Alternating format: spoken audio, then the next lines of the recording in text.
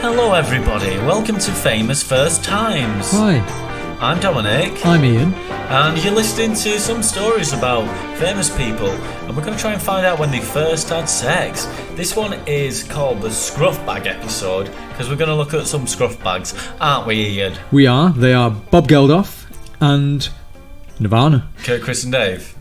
Bit of Chris, not much shagging from Chris, but some shagging from Kurt, some shagging from Dave. Alright, let's dive in.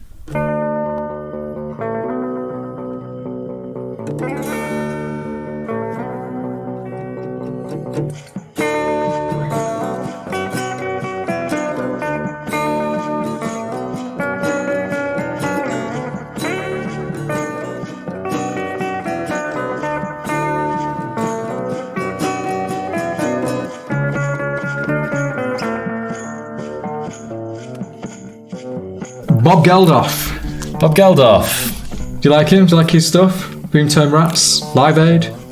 I feel like it's expected of me not to like him, and because I don't, I feel like I'm playing up to the cliche of the guy who doesn't like Bob Geldof. But why do you think you wouldn't? Why do you think people would think you don't like Bob? This is convoluted. This is convoluted fucking nonsense. What do you mean? Why is it convoluted? I'm saying that, like, anyone who's listened to these podcasts, no, I don't fucking like anyone apart from like Rick James and who was the other guy I liked? Shawn Ryder. Yeah, Shawn Ryder's alright. So, like, yeah, it's pretty obvious that, like, we kind of shit on anyone before they even come out of the trap.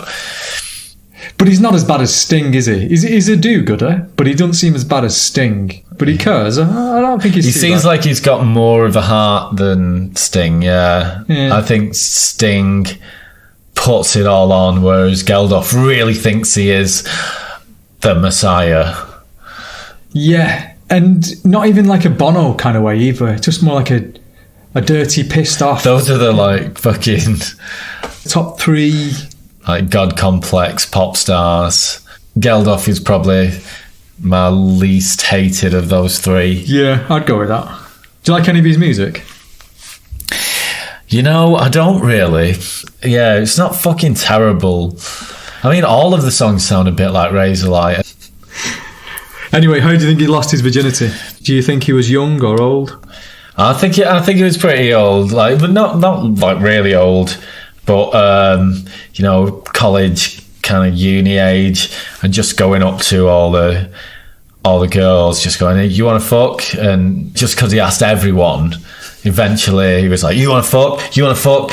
And one of them was like, okay, yeah. And she was hard up, or she was like, thought he was quite charismatic, and just he ended up, you know, striking lucky, because you got to swing the bat to, like, you know, hit a home run. So you think he was a bit of a sex pest? Yeah. Right. Yeah. No, he was a sex pest. Well, let's find out the truth. This is from Is That It by Bob Geldof with Paul Valley, and it was published in 1986. Mrs. Armstrong from down the road was my first fuck.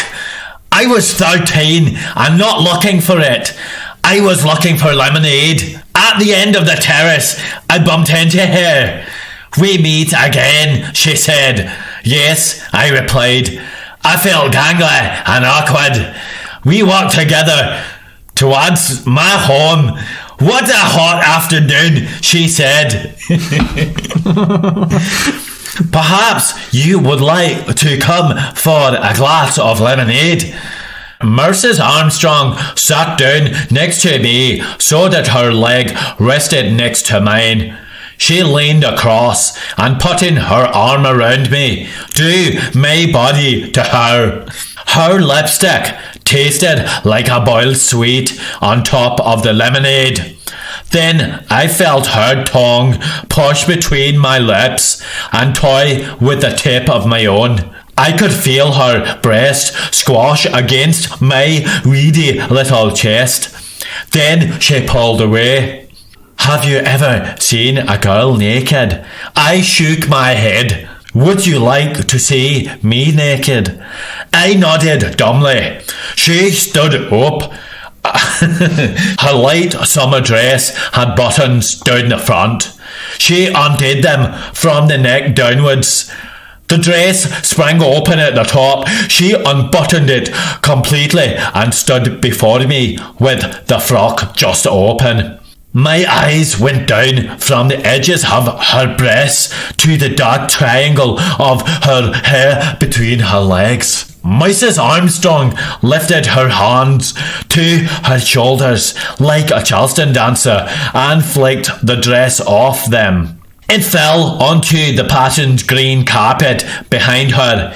Her hips were white and her breasts very full. They hung like strange fruit. She leaned over. With one hand she gripped the waist of my jeans, and with the other she pulled down the zip. I wriggled in my seat. Her hand went into the top of my underpants. I could not believe what was happening. I was trembling. She pulled me to my feet and pushed my jeans towards my ankles and fell back onto the sofa.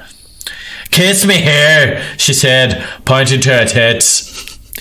I did. "Good boy, rub me here," she said, indicating between her legs. She held my bottom, and with her other hand she pulled my head to hers and kissed me again, her tongue forcing itself roughly round my mouth. Then she guided me inside her, and then, realising that I did not know it was necessary for me to move, she started to slide me up and down. It lasted for all of 3 seconds. She kissed my neck. She stroked my head and whispered, "Shush, shush," she said. "You're a very good boy." Did you like that? Yes, I was strangely ashamed, but proud and utterly confused. "Good, so did I," she said, though she probably didn't.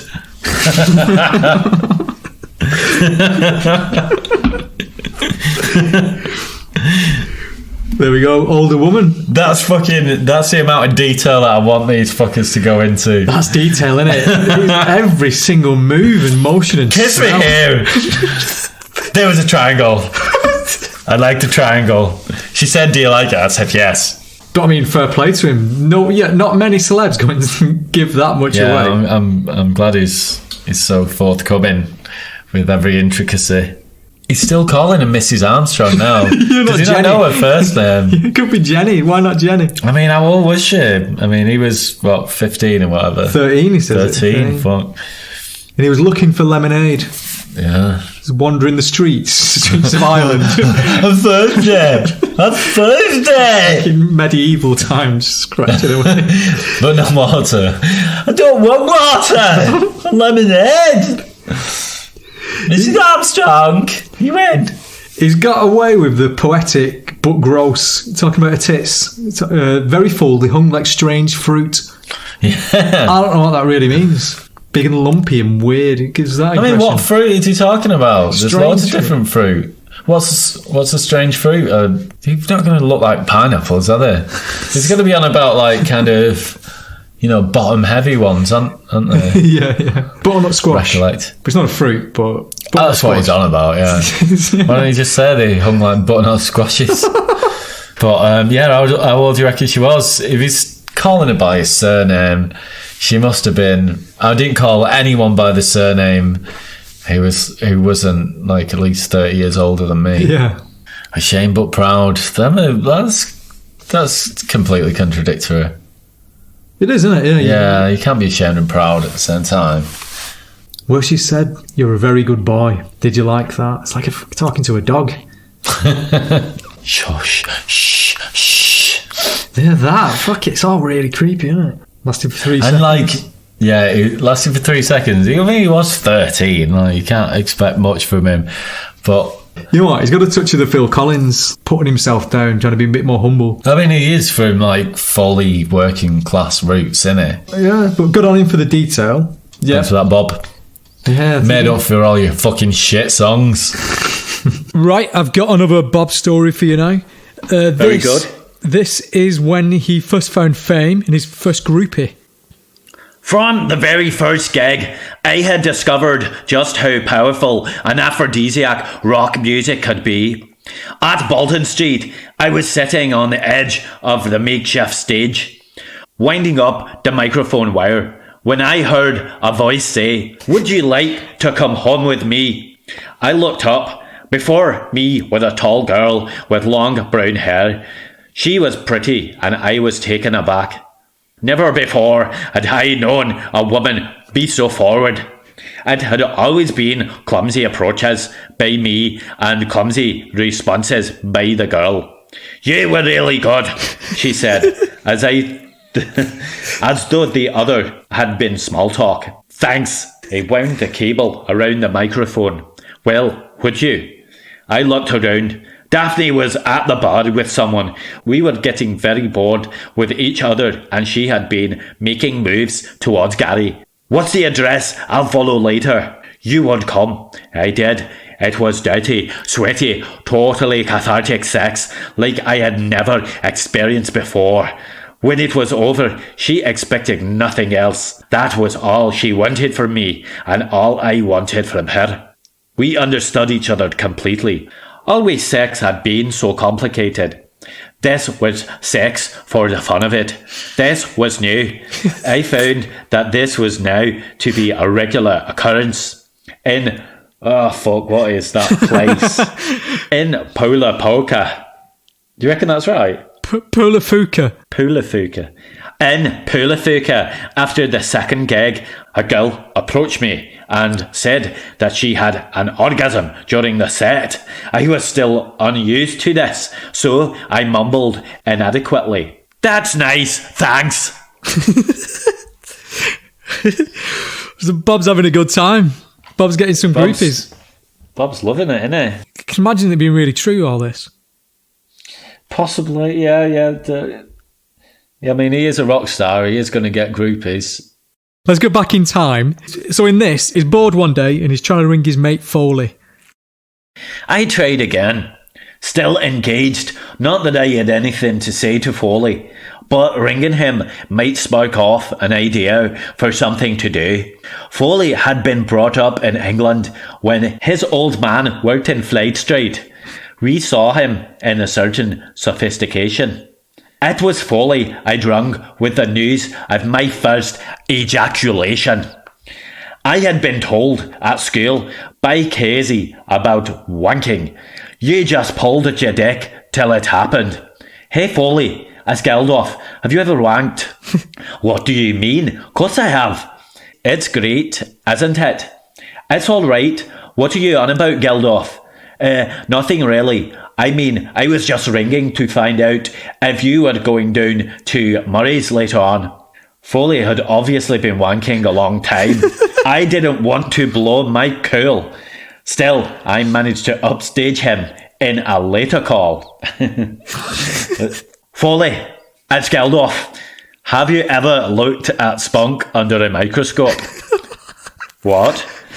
"Have you ever wanked and then put the stuff on a slide and looked at it under a microscope? It's great. I thought you'd be able to see some tadpoley things or something kind of wriggling around." "Geldof, that's fucking disgusting."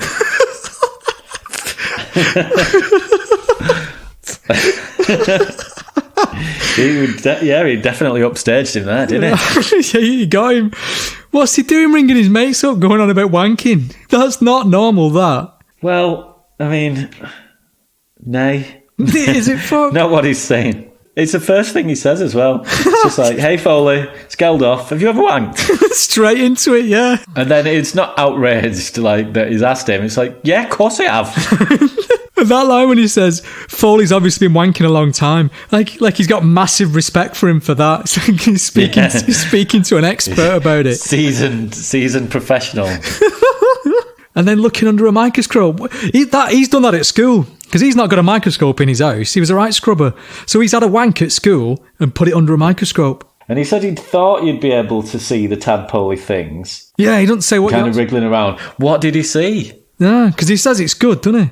It's great. He says it's good, but he thought it'd be tadpoles, but can't be. No, you need like a mega-powered microscope to see that.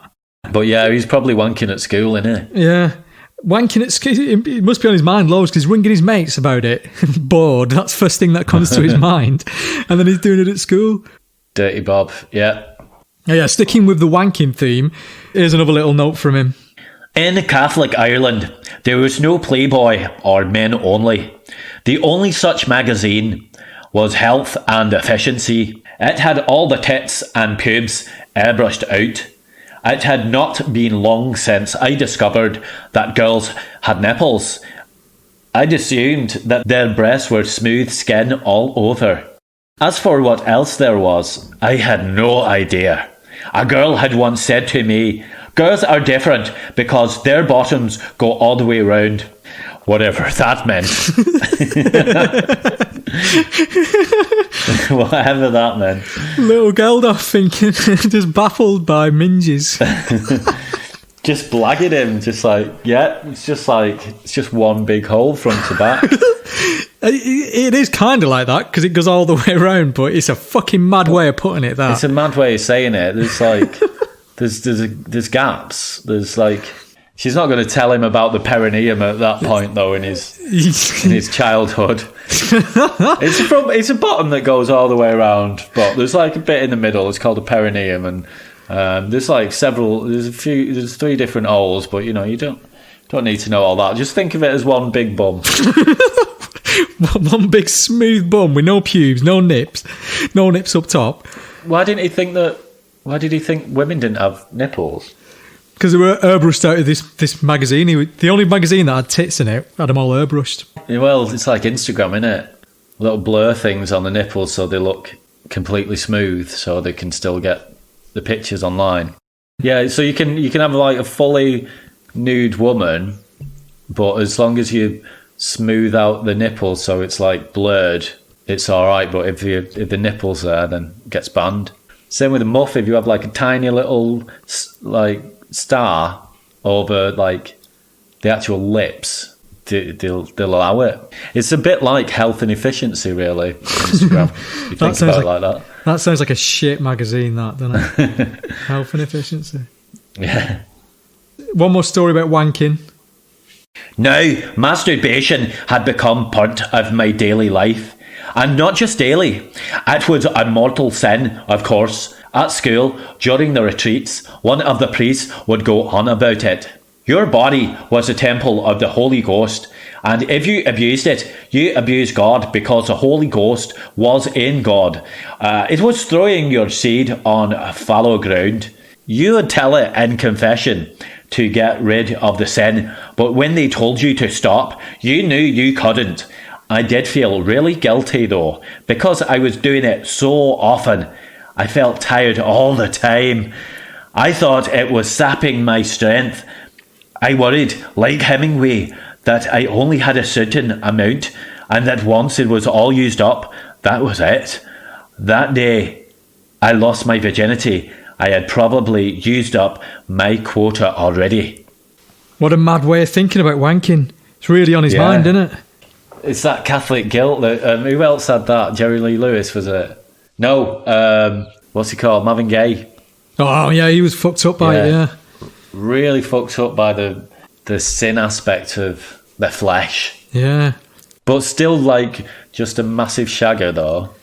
Yeah, and he said he was wanking every single day, even before he lost his virginity. He says there. Probably. And he said not just daily, so that means, like, multiple times day.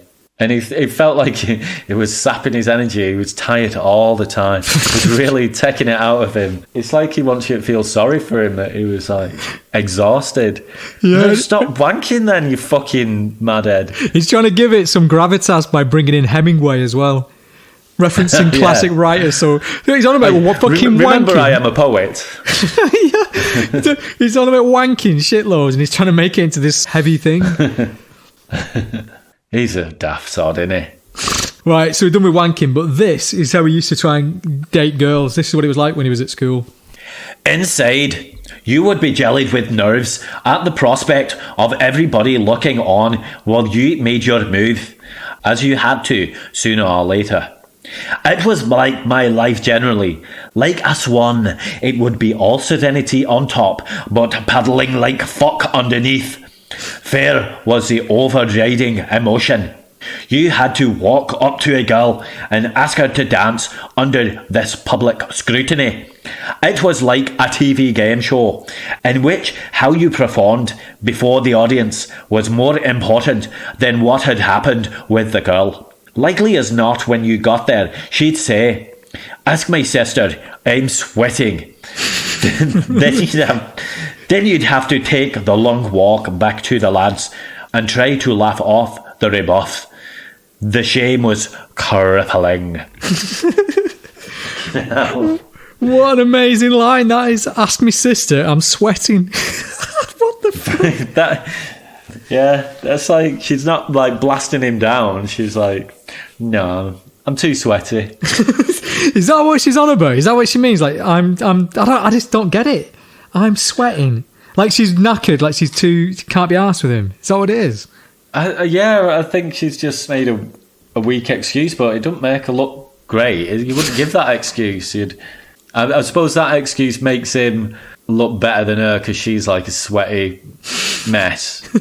So he comes off a bit better, but someone must have said that to him, or else he wouldn't put that in, would he? No, you wouldn't come up with that as a diss. Do you want to know his thoughts on sex from really recently, from March 2020? Yes, please. Right, so he was on Ireland's RTE1 speaking to Tommy Tiernan. Guessing this is a radio show. Tommy asked him what is sex like at the age of 68. And Bob said, "Difficult. That laser-driven drive of a 16-year-old. Clearly isn't there. As you age, it tempers. By 68, it doesn't always need chemical assistance, but it fucking helps." He's candid. Bob is candid. He's not asked about saying he uses Viagra. Yeah, I think he's all right, Bob. From this, I expect him to be a bit more of a cunt, but no, he's all right. Yeah. Is he woke, or does it look like we should cancel him? Is he a twat who treats his women disrespectfully? Is he a new man enlightened by a progressive new age? Is he woke, or should we cancel him for being a bad man? Is he a bad man? Is he a sex pest? Or what? Or what? So Ian, is Bob Geldof woke? Yeah, he's not really done anything bad. Definitely, yeah. He's been taken advantage of, if anything. Yeah. And he speaks about her quite nicely. What do you reckon? Is it true? Largely, yeah. Yeah, for that level of detail. He's probably embellished it over the years, but I reckon 90% true, yeah. There's nothing that he's put in there to make himself sound better. No. It's just loads of, like, detail. No, I quite like him from this. He's not like a Sting, is he? There's no real cockiness, nastiness, arrogance. He's just a bit of a bumbling geek. Who would have thought that? I thought he'd be just as much of a twat as all the rest of As them. all of them, yeah, considering what he does.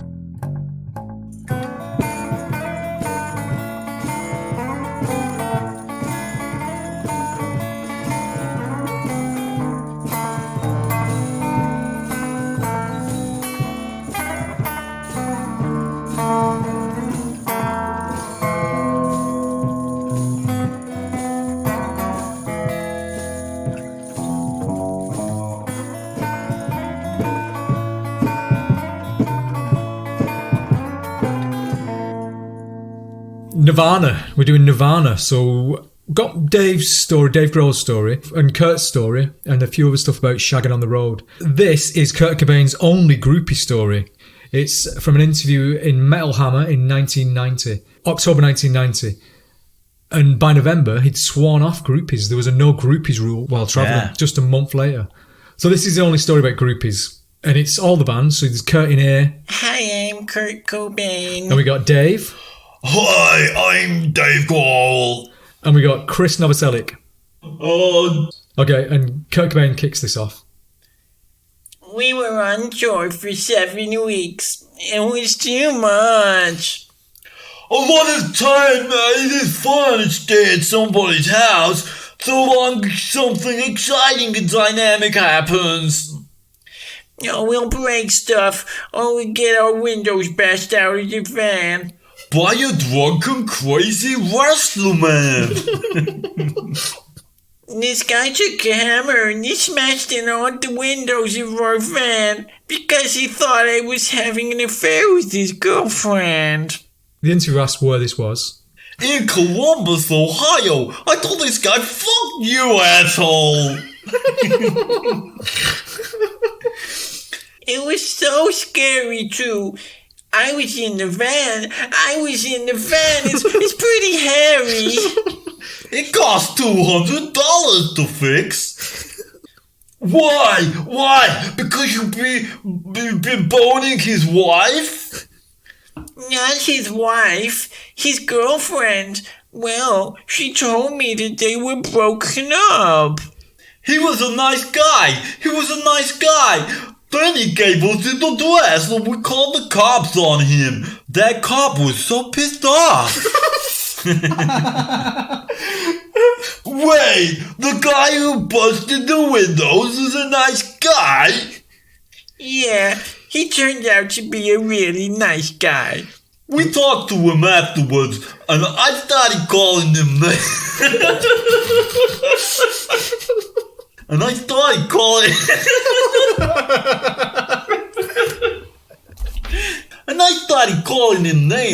At one point, because we came by his house, like, get out of here, fuck you, man, kiss my ass.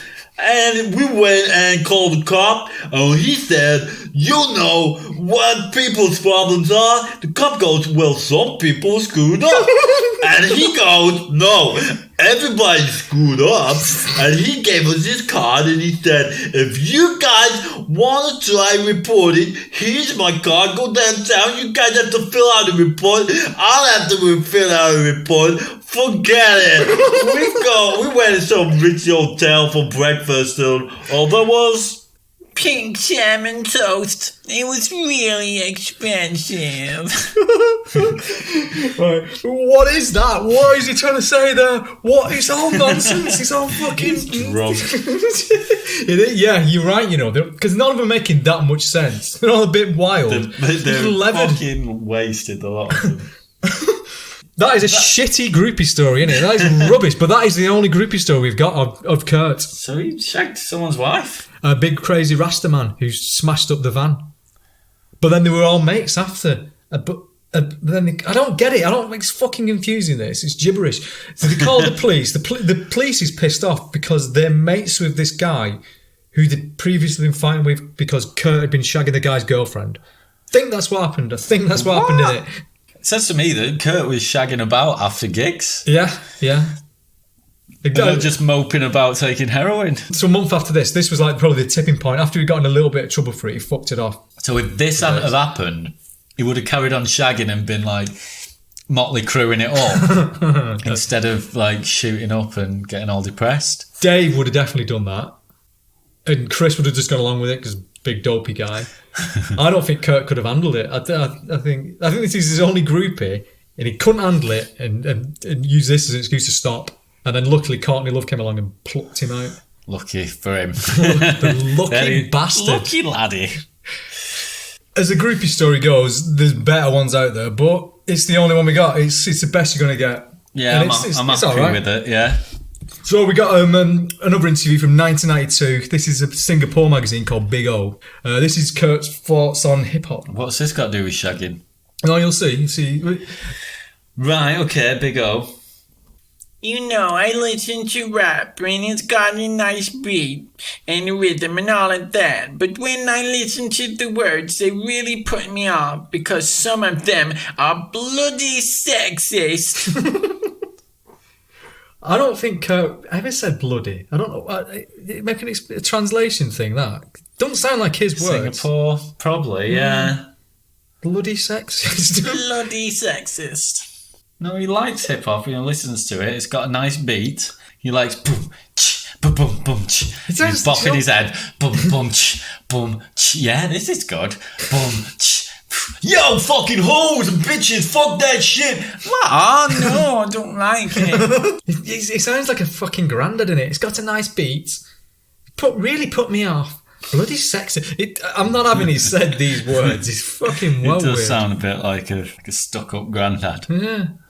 Right, this is from a German magazine called No Trend Press. From August 1991. Interviewers Marcus Kohler. I'll ask his questions, and it's Dave Grohl and Kurt's in it as well. What sexual practices do you favour? Not what you imagine, but what you actually do. And this is to Dave. As far as I can remember, I've not done anything extremely perverse. Tied anyone up or done anything painful to them. What I normally do is throw drinks on the girl while we're doing it. Whole bottles? No, of course not whole bottles. And Kurt pipes up. My biggest sexual perversion is to avoid any sexual contact at all. How are they in a band together? They are not on the same wavelength at all. Dave shagging girls, pouring beer on them while he's shagging. Throwing drinks in the face. Fuck you, bitch. And Kurt's with his arms folded going, meow, meow, meow, I meow. don't like any of it. It's all mucky. But saying that, that's a big fucking statement, that, isn't it, from Kurt? That's, even in maybe it was in jest, but still. I mean, it kind of figures with his image, I guess, but it's still a mad thing to see in print, isn't it? I guess. Just like saying it gets him off not to have sexual contact. That's what he's saying, really. So he's saying he gets all these opportunities, but he Yeah. buzzes off turning out. Buzzes off, figures turning it. him down, going home and having a big wank over all the birds that wanted to shag him. And fucking, could have shagged her. Could have shagged her. Didn't do it. But Corny comes along and he's like, nay, I'm fucking having you. And he's going, like, all right. Okay, before we get to Kurt's virginity story, here's Dave's. And this is from an interview with Blender in 2003. The question was from a reader, and it was, what music was playing when you lost your virginity? There was no music. The party was over. She was a junior of the basketball team. I was a freshman and I never saw her again. She ruled me like a caged animal. It was like 2001 It was like 2001 A Space Odyssey. Just silent until the monolith came crashing down. Dave's dick. Yeah, he's fucking well full of himself, isn't he? Yeah. He should have been in a cock rock band. He should have been in Motley Crue. Another question here. So what's Dave Grohl's secret for success with the ladies? I'm kinda like Ducky from the John Hughes class, The Pretty in Pink. I'm that loyal, quirky, phony, eccentric, but weird-looking guy. With no sense of fashion. Of all the John Hughes films, though, 16 Candles is the crux of my being. The essence of my core. That's my life story. But rather than being Ducky, I'd rather be Father Ted. Oh God, not Father Ted, he's Farmer Ted. I'll say it again. But rather than being Ducky, I'd rather be Father Ted, the geek, played by Anthony Michael Hall. I really looked up to Anthony Michael Hall until he got his braces off and started bulking up. But he's like saying, oh, I identify with the fucking dork from this film and dork from this film. Right, alright. I don't think Dave Grohl's a dork. He's too out there and full on from all this. Yeah. Deep down he thinks he's a dork, but he's still like a proper jock. Courtney says that he was really popular in high school and he was nothing like Kurt and Courtney was, No way. outcasts, infiltrated their scene. I reckon he's alright, Dave. He'd be a good laugh. Oh, he's one of my favourite people in the world. Really? Yeah. Yeah, I like I Dave. really like him as a guy and I like his outlook on everything. Even with these stories, I don't think he comes across that well in all these. Well, he was a kind of fucking tearaway little kid, yeah, and he's probably like chucking drinks on people and stuff. I don't think it's despicable. It's just like... He was always like a bit of a madhead, but he's a different kind of madhead now, I guess. Yeah, but likeable. Definitely likeable. Okay, the big one. This is Kurt's virginity story. Which you've all heard if you fucking watched that Montage of Heck film. Yeah, and it's in his fucking biography. Yeah, and his diaries, his diary, yeah. But a lot of people haven't read all the load of Kurt Cobain books like I have. Yeah, and if you've not heard this before, you're in for a fucking treat. Oh, yeah. In a last attempt to make it clear that this girl did not have Down syndrome or was a mongoloid, there is proof that Lakeside High School does not or ever has had the facilities to teach those chronic retards. She had regular classes for normal people. A lot of naive asshole kids just called her retarded because she never talked. I decided within the next month I'd actually kill myself. And I wasn't going out of this world without actually knowing what it was like to get laid. So, one day after school, I went to her house alone and invited myself in. And she offered me some Twinkies. And I sat on her lap and I said, "Let's fuck." And I touched her tits. And she went into the bedroom and undressed in front of me with the door open. And I watched, and I realized that it was actually happening, so I tried to fuck her, but I didn't know how, and I asked her if she'd ever done it before, and she said lots of times, mainly with her cousin. I got grossed out very heavily with how her vagina smelled, and her sweat reeked, so I left. Yeah. So during lunch the next day, the rumors started. And she told my name, and everyone was waiting for me to yell and cuss and spit at me, calling me the retard fucker. I couldn't handle the ridicule, so on Saturday night, I got high and drunk, and I walked down to the train tracks, and I laid down and I waited for the 11 o'clock train. I put 2 big pieces of cement on my chest and legs. Then the train came closer and closer and closer, and then he went on the next track beside me instead of over me. The cop stopped me one night at a football game, and I went down to the station, and they tape recorded my confession of what I did, and said her family can't do anything because she was 18 and not mentally retarded. That is a fucking roller coaster of a story, isn't it? Yeah. There's a lot going on in that. What do you think? What's your take on it? Yeah, I think she probably was mentally retarded. Do you think? Yeah? Yeah, I think she was something to do with her. He wouldn't go on about it that much if he was... Because you wouldn't, would you? You wouldn't make a fucking big fuss of it if it wasn't... Well, he's making a big fuss of it because everyone was telling him he was a bad man for it. He was racked with guilt over it. But, you know, they were probably all a bit backwards in, like, Aberdeen. It's probably just like Lee, you know. If you shag someone in Lee, you know, 50% chance they'll be fucking inbred. So it's probably the same where he grew up. It's not his fault. It's not illegal to shag someone who's, you know, and over 18 as well, so he's not done nothing wrong. All of these stories, what do you reckon, are they all true from Kurt? Nah, mostly bollocks, I reckon. I know he was a big bullshitter. I think he did a bit more groupie stuff than he makes out. I don't know about that. Oh, do you not think? No. I think we'd know about... Well, maybe we wouldn't know about more of it, but most of what he says is bollocks. 9 times out of 10. No. He was spinning a yarn. So do you think most of his virginity story, do you think most of that's untrue? Yeah.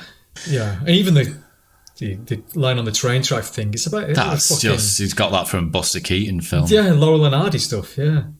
So yeah, mostly bullshit. What about Dave? Do you think he's been bullshitting through all of this? I think he's not in the slightest. No, I think he likes a good story and he'll...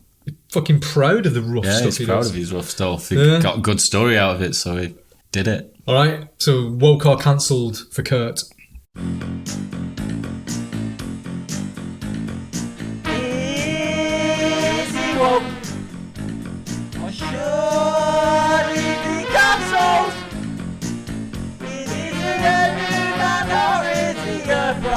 Wrongen. Wrongen.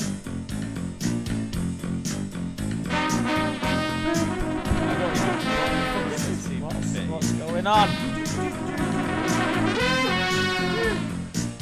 Is he a enlightened man or is he a Wrongen?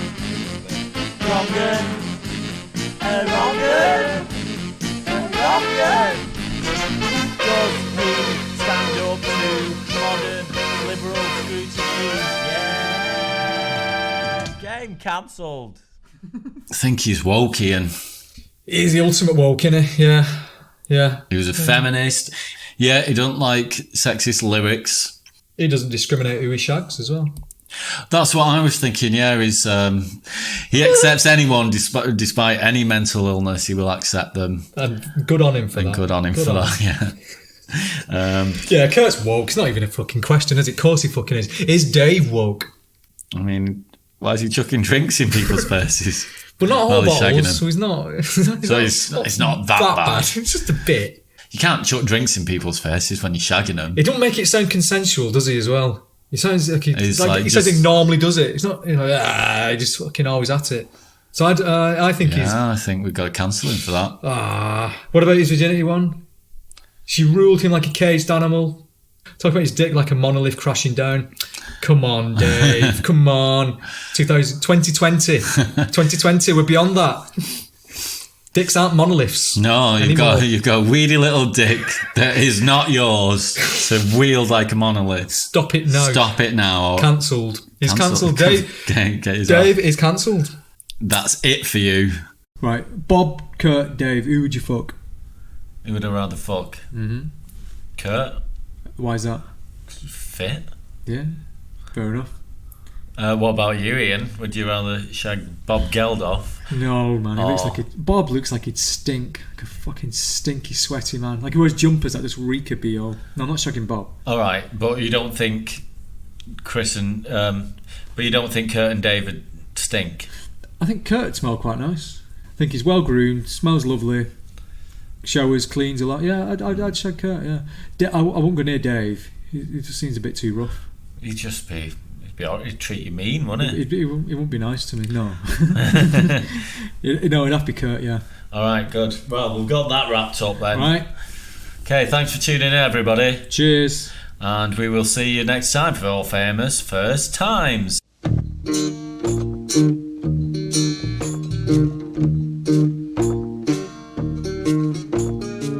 Alright, as ever, get in touch. Any stories you've got, Rockstar Shags. Or your own shags, just tell us about it. You can mail in at fft@giveover.co.uk. or phone in and leave a voicemail on a number we won't pick up on, so you don't need to talk to us. You just need to leave a message, and that's 07896 493 664. Do you know the number? Do I fuck know the number off by heart? Why You've would heard I me know? saying it like about 50 times. Yeah, It's not gone in. No, I do fuck. It's just a load of numbers. I don't know my own number. What are you on about? Do you not? Do you not know your phone number? No. I know mine. Do you know mine? Do a fuck? Why do I know yours? Exactly. But I'm saying this out loud to you many times over the past few months. Loads. I don't even know past 07. 8. I know, I didn't know that one. Could have been anything after that. Leave us 5 stars, subscribe. Come Cheers. back again. Cheers. See you next time. See ya.